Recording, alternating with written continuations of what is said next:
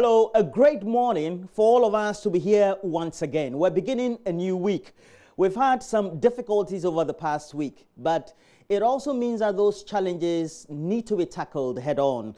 Many of the times we tend to reflect about all the emotional turmoils we've been through in the recent past. And in doing so, we tend to downplay what is within us that could propel us going forward, It's always said, if you tend to dwell on the negatives, especially when you have to be in a mood to always see what is ahead of you, then it also means that you're always crestfallen or downcast and not always motivating yourself.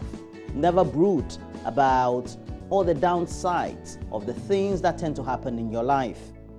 Everybody has challenges. Everybody will encounter these challenges. It doesn't matter whether you're a middle-class person, upper, rich, poor, or you're the servant in the home, or you're the top person in your home. Everybody has a degree of the challenges that they tend to face. Always look to the bright side. The bright side gives you a better outlook as to what you can achieve, what you can reach out, and what can be within reach. Thank you for joining us for this great show. For the next 3 hours, we are in your face. We are in your home. And make sure that you're always tuning in, not only on your television, but also monitoring us on all our relevant social media platforms. We have Facebook. Go look for our page, JoyNews on TV. We have a Twitter handle at JoyNews on TV. You can also be watching us always live through my Joy Online TV on YouTube. This morning, we'll be looking at interesting issues that have gained prominence over the last couple of days. About approximately 1,800 students or would-be students of the Ghana Law School sat for that entrance exams. And we know that it's only about 128, as we're told, passed. It's generated a lot of controversy.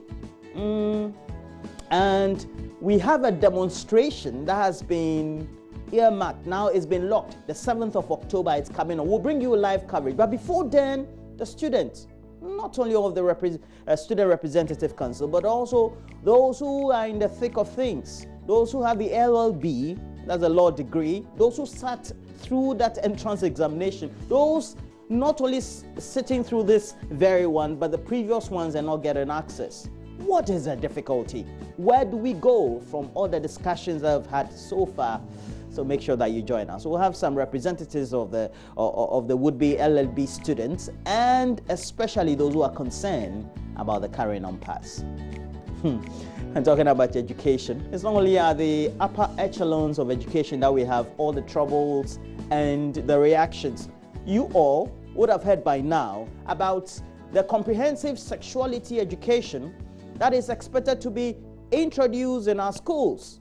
So at least from 4 to 5 years, your child, my child, and everybody else's child in any school covered, at least we know, by the Ghana Education Service, will be taught how they need to know some serious things about sexual education and related controversies within the pack. That is indicating that your child will be taught how sexuality and sex is a human right. And also, even if you want to have a sex change, like being a transgender, etc. Look, this also has caught on. There's more fire, more reactions to this. We'll be having those who tend to do the education, those in charge of curricula, those influenced by the education of their wards, the parents on the side. We want to take this discussion forward. But over the weekend, the MPP, they also convened their primaries in, at least we're told, just a little over 100 constituencies. They call them orphan constituencies. That is, constituencies where they don't have representatives in parliament. So we'll be engaging. Evans Nemako has been great to us over the last 1 week, telling us about how the MPP had prepared for that elections. And so he's the director of elections for the MPP. We'll ask him how the primaries panned out. We saw some cars.